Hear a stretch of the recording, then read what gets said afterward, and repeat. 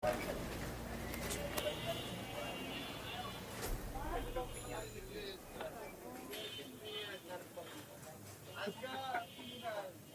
Chocolate আছে?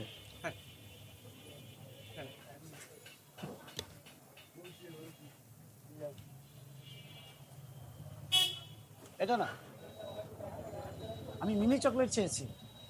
এটা কালো রঙের মোড়ক, মোড়কের উপরে একটা কমলা লেবুর কোয়ার ছবি। আচ্ছা, আপনি দেশি মিমি চকলেটের কথা বলতেছেন? ওটা তো আর পাওয়া যায় না, আমার দোকানে নেই।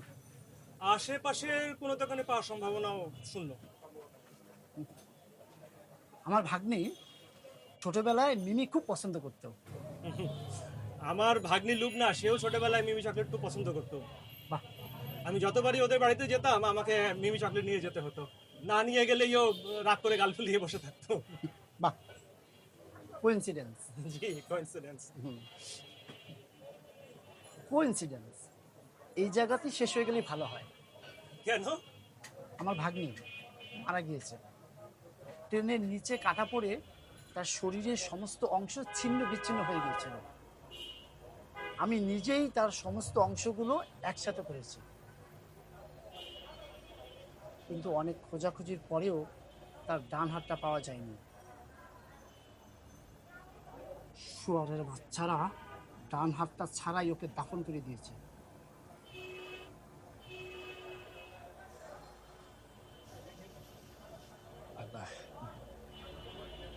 আপনার ভাগ্নি নিশ্চয়ই এখনো বেঁচে আছে।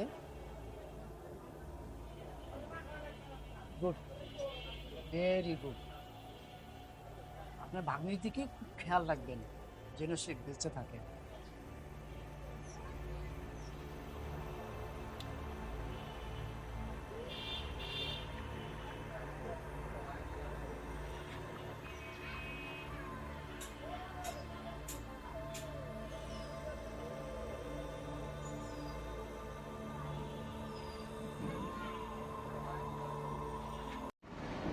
আসসালামু আলাইকুম।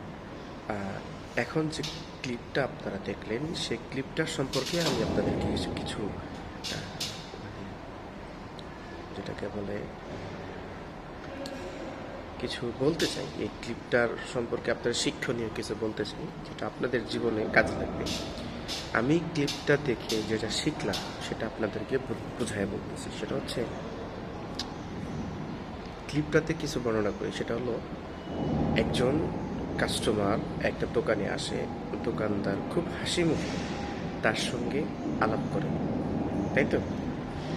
এখন দেখেন একটা জিনিস, সেটা হলো দোকানদার কিন্তু কাস্টমারের সাথে খুব ভালো একটা পোলাইট সম্পর্ক গঠনের জন্য তাদের ব্যক্তিগত ব্যক্তিগত কিছু কথাবার্তা তারা শেয়ার করে ফেলে, যার কারণে আপনার তাদের মধ্যে একটা এমন সিচুয়েশন ক্রিয়েট হয় দোকানদারের মধ্যে এবং ওই লোকের উত্তেজনার ভিতরে, যে সে একজনে মেরে ফেলবে এরকম একটা অবস্থা।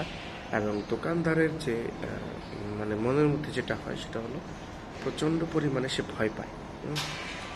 তো এখন বিষয়টা হচ্ছে, এটা কেন হলো? এটা হলো এই কারণে, যখন তারা ব্যক্তিগত কিছু শেয়ার করে ফেললো নিজের অজান্তেই কাস্টমারের একটা ভালো ইমপ্রেশন তৈরি হওয়ার জন্য, তখন এটা একটা মানে খারাপ বা নেগেটিভ একটা জায়গায় গিয়ে পৌঁছালো, তাই না? তো বিষয়টা যদি এমন হতো যে, ভাই আমার কাছে মিমি চকলেট ওটা নেই, আপনি এটা অন্য কোথাও দেখতে পারেন, শেষ, এই পর্যন্তই।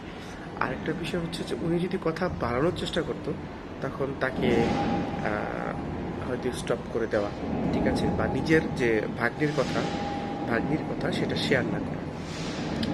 তো একটা জিনিস আমি বলতে চাচ্ছি, সেটা হচ্ছে যে কিছু কিছু সময় কাস্টমারের ভালো ইমপ্রেশন তৈরি করার জন্য সব সময় ব্যক্তিগত জিনিস প্রকাশ করতে যায় না। আচ্ছা, এখন আরেকটা বিষয় হচ্ছে যে, আপনি এই দুনিয়াতে যতদিন বেঁচে থাকবেন, নিজের দোষ ত্রুটি, নিজের উইকনেসগুলো আর নিজের ব্যক্তিগত কিছু জিনিস আছে, সেগুলো অবশ্যই অপরের সঙ্গে শেয়ার করবেন না। তাহলে সেটা আপনার এক পর্যায়ে গিয়ে সেটা উইকনেস হিসেবে মানে আপনার সামনে চলে আসবে। এটা যদি বুঝতে পারেন, তাহলে আলহামদুলিল্লাহ, না বুঝতে পারলে কিছু করার নেই। সো আই হোপ এরকম নতুন নতুন ভিডিও পেতে আমার পেজটা, আমার ইউটিউব চ্যানেল সাবস্ক্রাইব করে রাখবেন। আল্লাহ হাফিজ।